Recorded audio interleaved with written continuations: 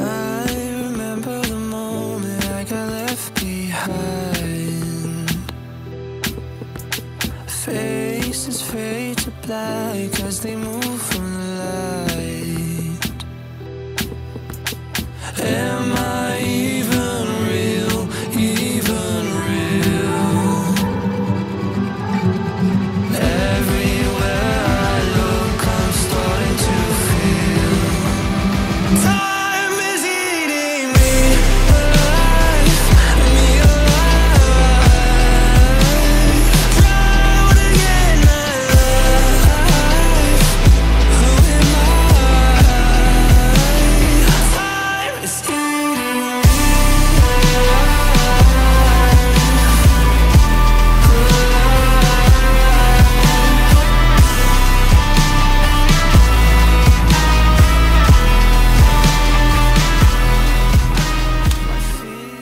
Hello guys! Welcome na sa ating panibagong vlog. So bumalik nga tayo dito guys sa Honda Big Bike Tagum dito sa may Kanokotan, Tagum City dahil dumating na nga itong pinakabagong Honda Click Special Edition. Itong color variant na to guys is yung Metallic Stellar Blue. So alam ko marami naghihintay sa vlog ko nito, and finally guys, since nandito itong unit na to, hindi natin papalagpasin na hindi ito mabigyan ng review at walkthrough, at tatalakayin na din natin guys yung kanyang updated price.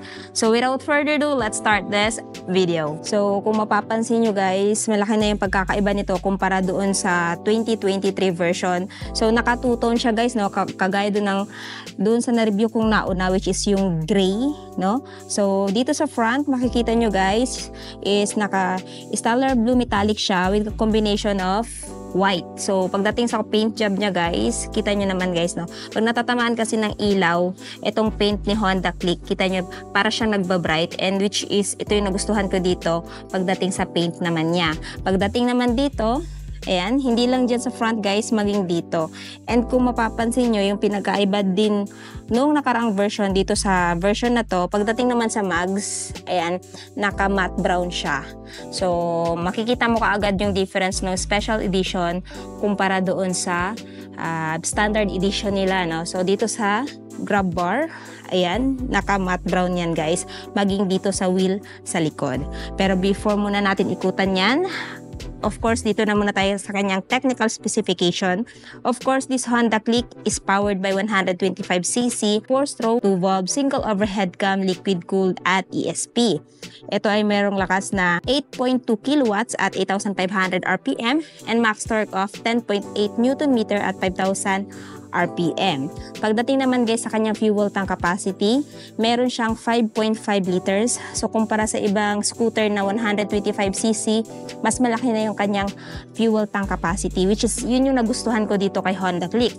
Tapos kaya niyang umaverage up to 50.3 km per liter. Base yan kay World Motorcycle Test Center. So since ako ay Honda Click user, na-try kong umabot guys na up to 53 km per liter. So magdedepende pa rin yan sa throttle hobby ng driver. So kung kaskasero ka, well, usually maabot mo lang yun ng 48, pero matipid pa rin, no, kumpara sa ibang scooter na 125cc. So ito yung isa sa selling point nitong scooter na to. Aside dyan, meron din siyang malaking underseat storage which is 18 liters. So marami ka nang mailalagay dyan guys, like raincoats, papers ng motor, mga personal belongings mo. Pero kung hindi pa rin yan enough, pwede ka naman magpakabit ng top box. So kung interested kayo dyan sa mga sinabi ko mga accessories guys, no, ilalagay ko na lang yung link sa description box doon sa upgrade ko kay Honda Click para meron kayong idea if ever gusto nyo mag-upgrade ng mga accessories like horn and mini driving light. So dito sa front guys, ayan. So ito yung two-tone niya, no? White and blue. So dito sa kanyang head, so syempre nandito yung kanyang stellar blue metallic na paint. Tapos dito naka matte black yan guys. Pero kahit naka matte yan, makikita nyo guys para siyang mayroong glittery effects, no? So ang ganda ng paint job niya maging dito sa kanyang, ayan, sa front. Tapos dito guys, may nakalagay dito na FI, fuel injected. So yan, meaning yan mas matipid talaga siya sa gasolina. And then dito guys, kung mapapansin nyo pagdating sa decals, combination nga pala siya guys ng blue and gold. So, yan yung nagpapa-premium dito sa looks ni Honda Click. Kung makikita nyo, mayroon siyang sticker na combi brake. So, kahit wala siyang ABS guys, gamit na gamit yung combi brake if ever magbe-brake kayo. So, if ever mai-engage yung left lever, 70% mag-i-engage yung brake sa rear wheel and 30% naman sa front wheel. Federal yung brand, tapos meron siyang tire size sa front na 90 by 80 by 14, tubeless.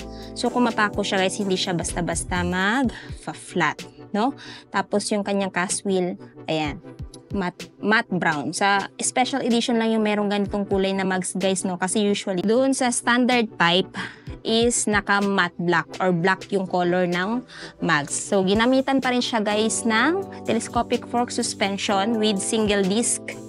Ayan, wavy disc brake na din yung kanyang front brake guys. Tapos single pad piston brake caliper na ang brand ay Kukiko. So yung tire size niya sa front is 90 by 80 by 14 inches. So ayan, so dito naman tayo sa bandang side. So ito yung itsura niya sa side guys.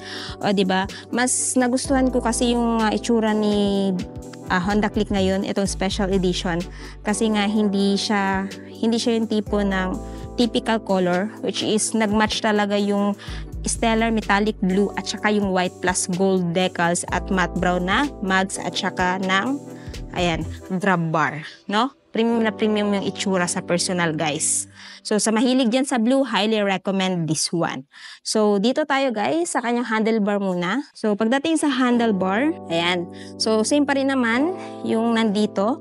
Meron siyang electric start sa left side. Nandito yung kanyang high beam, low beam, horn, turn signal switch, off. Tapos yung dalawa niyang levers. Ayan. So yung sa akin kasi, kay Honda Click ko guys, pinalitan ko yung aking switch. So, domino tie switch guys para meron din akong hazard light at saka pass light. So, if ever mag-upgrade din kayo ng mini driving light, no? Meron akong link sa description box sa lahat ng mga accessories na binago ko kay Click ko para meron kayong idea if ever gusto nyo din mag-upgrade. Sa side mirror guys, typical dahon type pa rin siya. Same pa rin naman ang design ng kagaya ng dati. And for me, goods na meron siyang medyo malaking side mirror. In that way, pag nasa kalsada kayo, kitang-kita nyo talaga yung mga nakasunod sa inyo. So, yung side mirror ko din guys is pinalitan ko din ng Street King side mirror. Yung link guys nasa description box. Ayan. So, if ever naman, kung ayaw niyong palitan to, okay din siya kasi mas stock, mas premium talaga tingnan, no? Tapos sa dashboard, syempre yung mga information dito is yung speedometer, odometer, ayan, fuel gauge, mayroon din tong time guys, at mayroon din siyang trip A, ayan, trip B. So, dyan mo makikita yung kilometer, kung ilan na ba yung natukbo mo, ayan, at saka yung average fuel consumption. Tapos select at saka set. Pwede mo kasing i-set yung time at saka yung kung kailan ka magpapa-change oil. Ayan. So, hindi natin makita guys kasi hindi ko naman pina-activate to. Tapos, ang isa pa din sa nagustuhan ko dito guys, ayan, dalawa yung front pocket niya. Dito sa right side, medyo shallow siya. Pero pwede mo naman mapaglagyan dito ng coins. And dito sa left side, meron siyang charging port dito. So, ito yung sinasabi ko sa inyo na charging port. Ayan. So, USB ready na siya. Saksak mo lang yung phone mo. Tapos, pwede mo ilagay dito yung phone mo.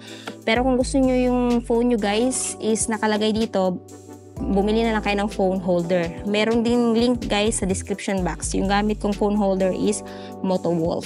Ayan. So, especially sa mga Grab rider na kailangan ng phone, no, habang nagbabiyahe dahil nga kailangan ng Waze at Google Map pag magdi-deliver kayo, no, para malocate nyo yung address nung dideliveran nyo ng mga goods. Ayan. So, balik na natin to. Tapos, meron siyang utility hook dito, guys. Pwede mapaglagyan ng mga pinamili nyo sa palengke. Ayan, plastic, paper bag, pwede. Tapos, sa mga nagtatanong nga saan nakalagay yung battery, guys, is nandito.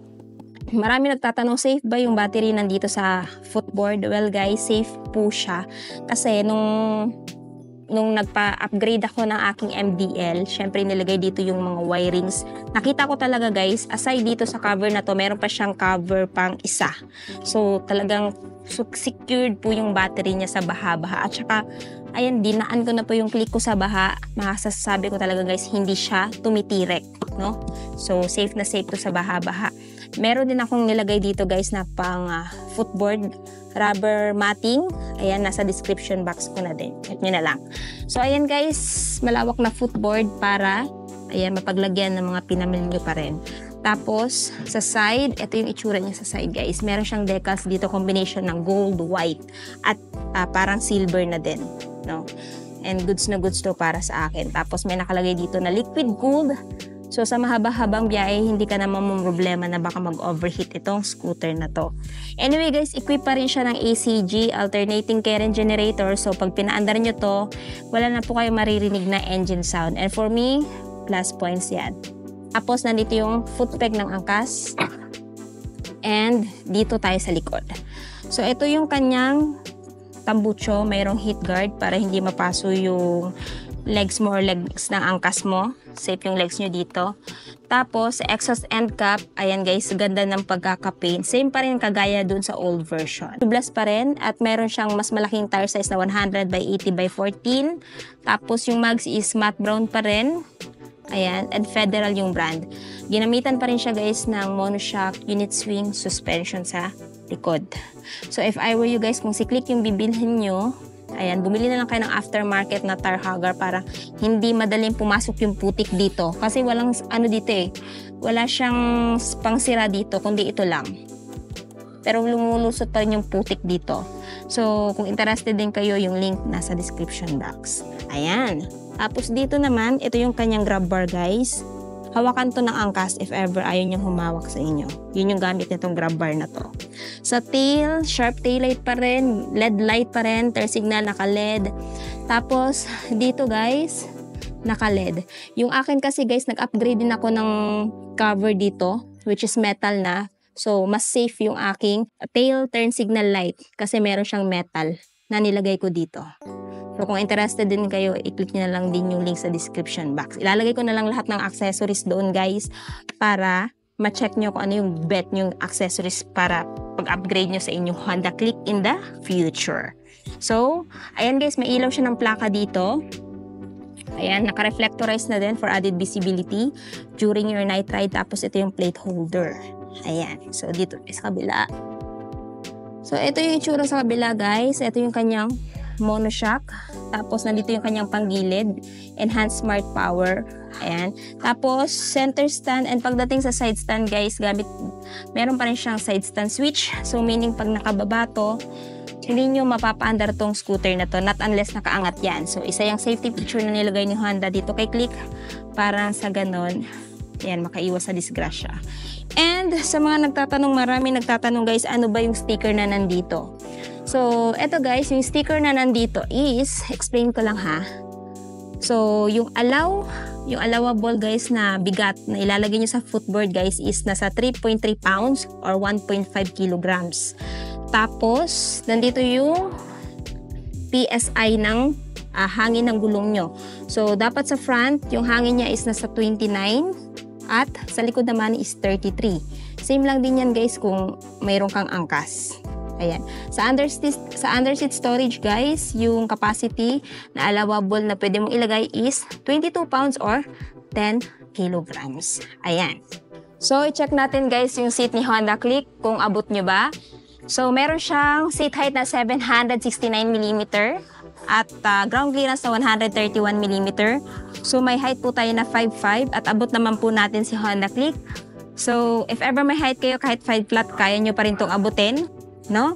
So, if ever guys, bet nyo tong si Honda Click sa shorter height, friendly din ito. So, para kanino ba tong motor na to? Itong motor na to guys ay para sa lahat, sa beginner, estudyante, sa mga trabahante, or sa gusto magka-negosyo. Kasi yung selling point ni Honda Click is full compact para sa lahat, no? Lalong-lalo na din sa mga Grab riders. So, kung interested kayo sa scooter na to, ilalagay ko na lang po yung full address sa description box, maging sa screen, pati yung phone number para mas makapag-inquire kayo regarding sa motor na to. So, ayan guys, ngayon naman pag-usapan natin yung kanyang updated price kung magkano na ba itong si Honda Click Special Edition. Kung interested kayo sa scooter na to, ito ngayon guys ay merong updated price na 83,900 is spot cash. Pero kung gusto niyo ng hulugan, of course, meron siyang down payment na 6,460 at monthly sa 3 years na 3,985 at rebates na 200. Tapos meron pa siyang ibang bracket guys, like 12 months up to 36 months. So pili na lang kayo dito kung alin yung gusto nyong monthly. So natapos na nga natin ikutan tong scooter na to guys. Ano yung masasabi nyo sa bagong Honda Click Special Edition? Sulit pa ba siya this year 2024? At ano yung katangian niya kung bakit siya i-consider nyong bilhin ngayong taon? Paki-comment naman sa baba. At syempre kung bago pa lang kayo sa channel ko at hindi pa nakapag-subscribe, huwag kalimutan mag-subscribe para ma-notify kayo once may bago tayong upload. So yun guys, hanggang dito na muna tayo. Ride safe and peace out!